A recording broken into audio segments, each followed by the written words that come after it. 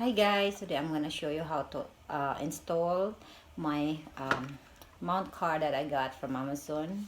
It's the MPOW. So this is what I got inside the box. You put the phone in here, and this is adjustable.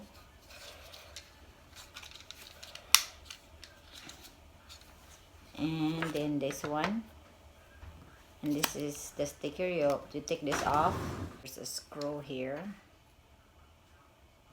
Put it right here with the round thing, and you put it right here and snap in, and then you screw it.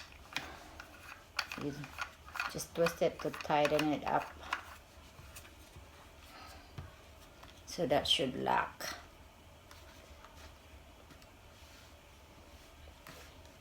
Now it's already locked, guys, so it's already secure.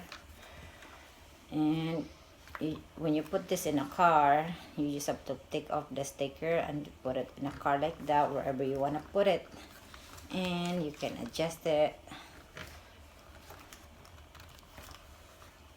and you can put any type of phone in here.